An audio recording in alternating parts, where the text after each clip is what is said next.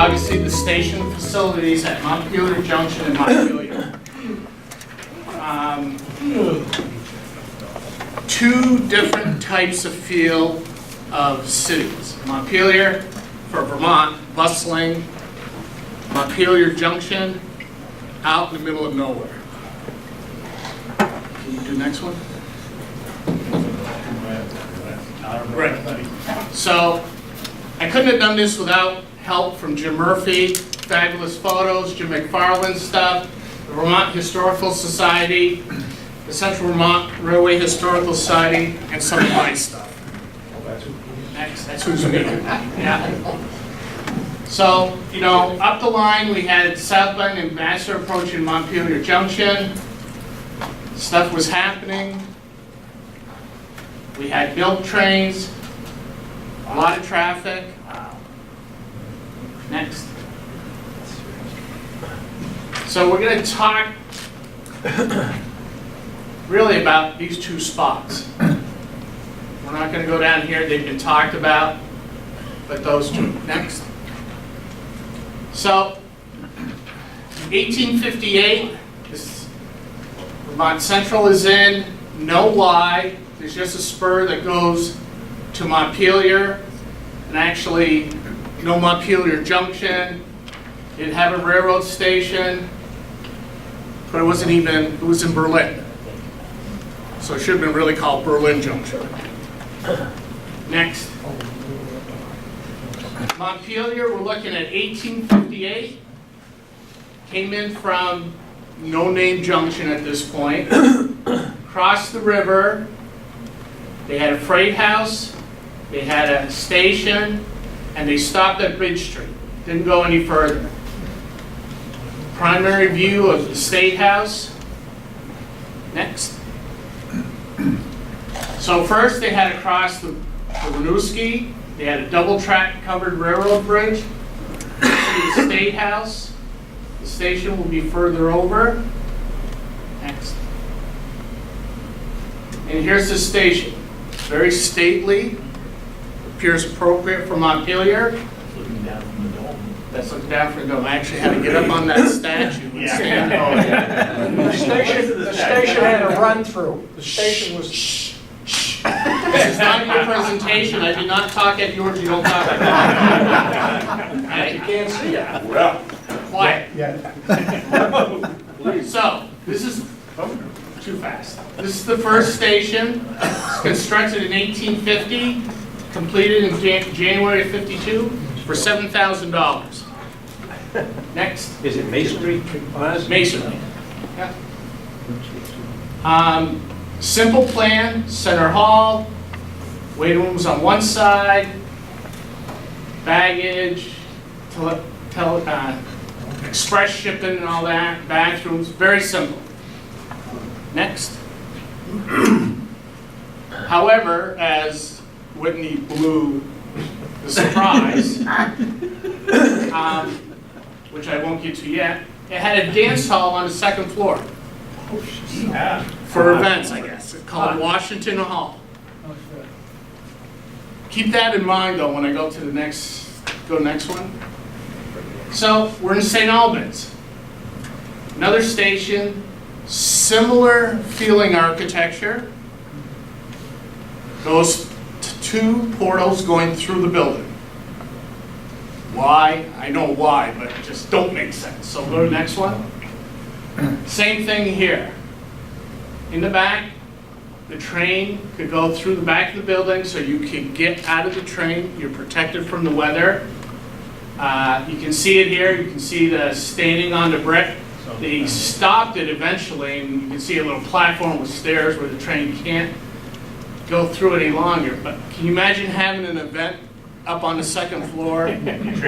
Train comes through, billowing, and nice aroma, huh? Maybe a wedding, everybody's dressed up. And you can see locomotive here. Now, when this first stopped at Bridge Street, the engine was in the building. They couldn't get it out far enough so it could exhaust. So at this end, it was stuck. Next. Had a freight house. Again, you can see the Capitol, no trees, pretty bare. And then you can see the station right in front of it. There were some other buildings, but that was the freight house. Next. Map of Berlin, not Montpelier, 1869. We now have a Y. We have a depot. We have a freight house. So activity's starting to happen out in the middle of nowhere. Next. So this is the first station at Montpelier Junction, 1870. Two-story. Probably the station agent, the family lived on the second floor. Long platform for out in the middle of nowhere. I mean, there was nothing there. Nothing is within the Y. But anyways, it's first station. What? Yep. That's picture to the left there, is that almost like the gym being 2 stories like that? No, I don't think it's the No, same not style, quite. no. Not quite? Not quite, no, I don't think it is. Next.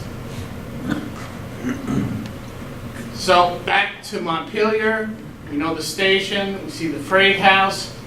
They've extended the tracks and have started heading towards Barry. They had a line proposed that never got built. They had a little engine house they've added just on the other side of the Winooski. Next. This is as they're heading to Barry. This becomes double track at one point. And there's a, can you back up one? I'm sorry, miss. We also have the Montpelier Wells River Railroad Station right there. Then you can go next one. Is that where Shaw's is now? Right. I don't think that station you saw there is the same one that's there now. It was an earlier. Yep. Next. This is the only picture I've been able to find of the original engine house, which got taken out in the flood of 27. So we're looking towards Montpelier. So we're on the Montpelier Junction side of the river. But there it is there. Next. Around just before 1900s, well, even earlier than that, the building was getting tired. The legislature was putting pressure on the CV to build a more modern, up-to-date station rather than something old and tired, because they had important people come to the capital of Vermont. And it only costs $7,000 to build one. First one, right. Next. Would you go wrong one?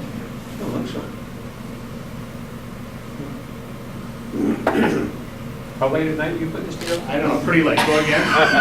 Okay. So they didn't actually tear down the building. They renovated it and took the second floor off and took the roof off.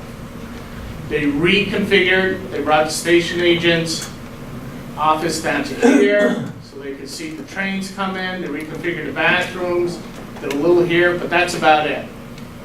Basically, the same footprint was kept. Here's the new station. Oh. Up to date. Oh, yeah. And I'm going to read from, 10 years later. this is in the St. Albans Advertiser, May 4th, 1880.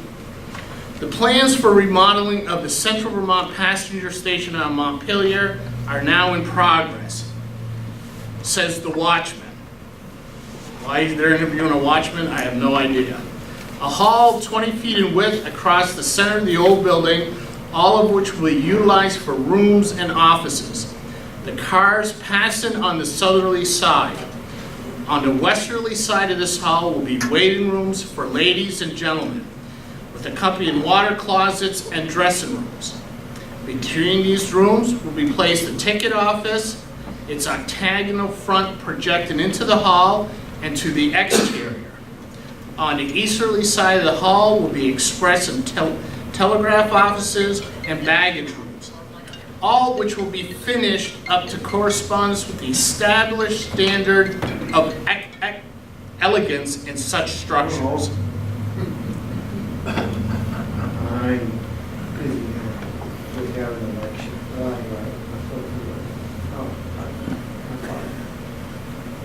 Externally, a broad platform properly sheltered will be built on the southerly side of the for the accommodation of the trains. This platform will be extended 33 feet at each end of the depot. Tasteful brackets, cressing, and other architectural ornamentation will make the roof attractive, and from the center of the northerly or State Street front will rise a handsome tower 85 feet in height. This tower will be arranged for an illuminated clock, and if our citizens are sufficiently public-spirited to contribute $325 to this project, this desirable addition to our facilities for obtaining the correct railroad time at all hours of the day or night can be placed in the position designed for it.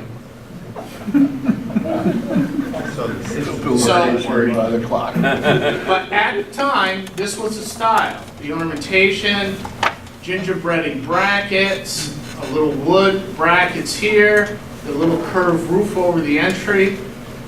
This was the style of the time. But on the first floor, the doors and everything stayed where they were. Basically just dropped the second floor. Next. Do you know if they kept the station in use while they were doing this? I don't know that. That I don't. You don't remember? I don't remember. Bill? The Watchman may have been a publication. Could be. Yeah, I don't know. Yeah, it was the local paper. Was it the local paper? Yeah, the Vermont Okay. Watchman and I Gazette. thought I heard. Yeah. When did the railroads standardize time? 1883, It was 83? somewhere about that. Okay, so this, I was thinking that was part of the clock advertisement, we're Yeah. part of the Well, I think, national thing. stations then began to have towers with clocks, so everybody knew you were on railroad time. But you can see, it was gingerbreading, wood here. They even started replicating on this nice curved covered platform, which sort of looks like, thank you. 1880. And here's another shot. Nice, graceful, it isn't that stodgy, stately, Federalist style Greek Revival architecture. No, it's gingerbread, it's light, it's airy, it's fresh. That's pretty old though, that's a wood burner right here too. Yep. Next. 1880s. Turn of the century. Out in Montpelier Junction now. They're going to propose a new station. Similar detailings. Gingerbread, wood trim. Sort of the same style, but in a more calmed down, more simplified state. So this gets constructed in 1902. Next. As we can see it here. Simple station, Swan Railroad Station has similar detailing. Milton was like this, number of stations. Busy place, again, for out in the middle of nowhere. Next. So I'm sure a lot of you have seen Jim's valuation maps, but I put this up here just to walk people through it. We had the engine house in the center in the Y, the station, I gotta get oriented here, is over in here. We have the water tank here. There's a coal chute. Right behind the engine house. Is that, yeah, right behind the engine house.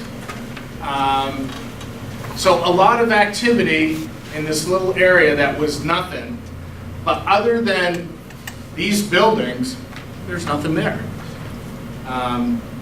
It serviced the locomotives. It was 5 stalls. They do build an addition later on. Next. And what a great shot. You know, it's just the station, a couple of cabooses, gas electric, you can see the platform, but there's some other pictures that are my favorites, but we'll get you there. Next one.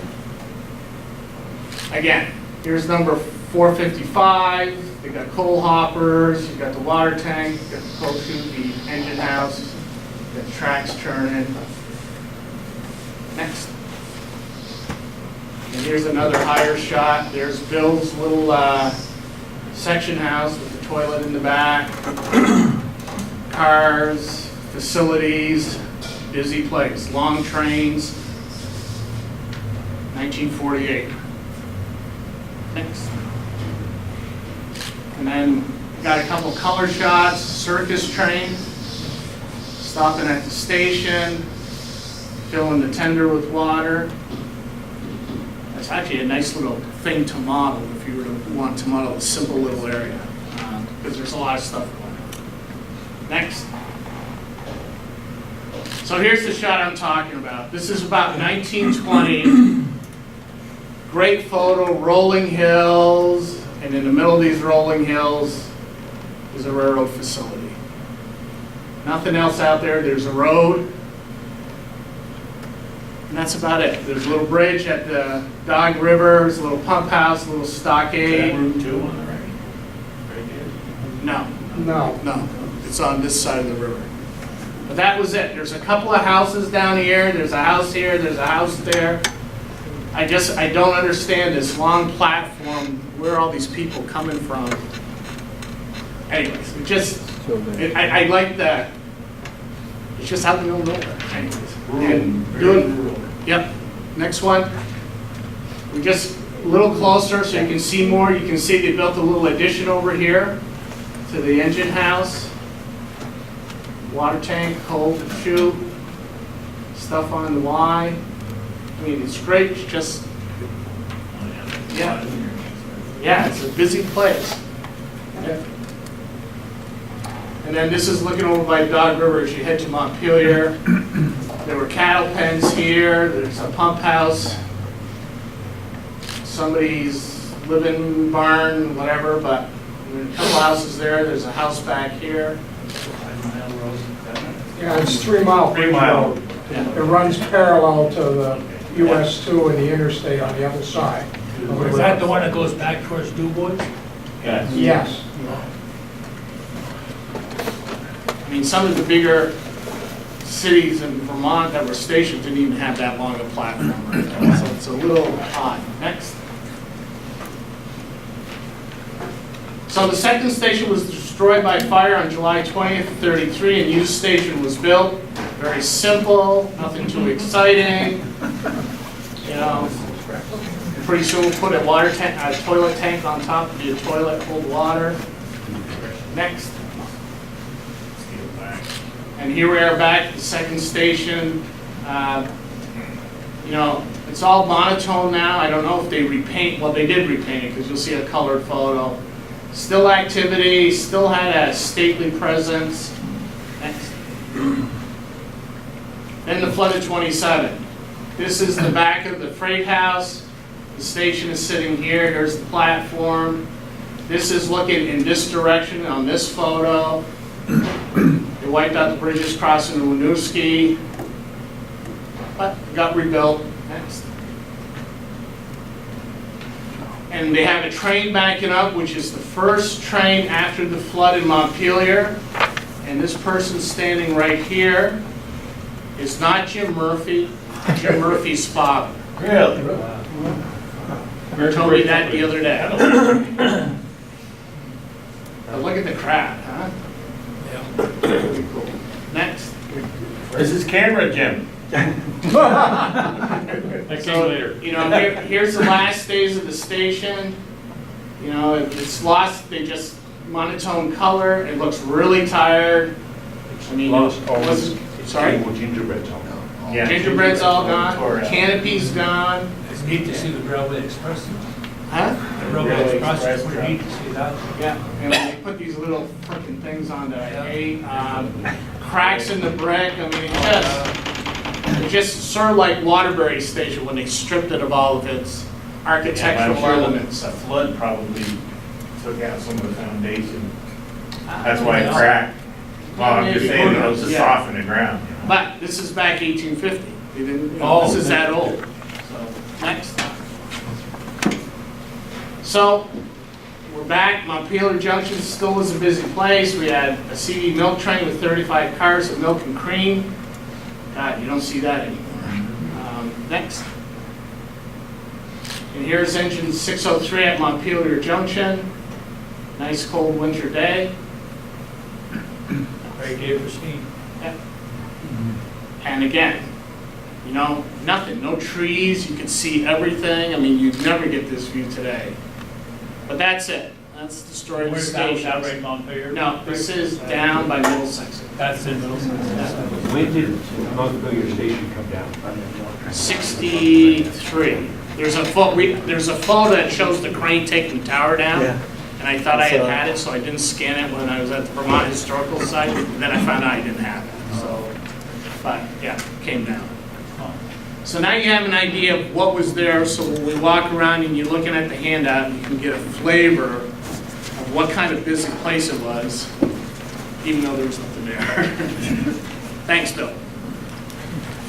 Okay, so, That's, you know, in its day, was, when it was originally done, was Essex Junction the same thing? It just has grown up around it? Or was Essex actually a settlement?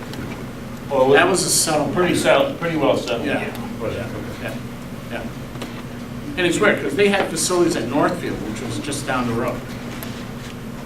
They built an engine house, you know, in Montpelier on the other side of the river, but it just, I mean, you kind of like it, and it's out in the middle of nowhere.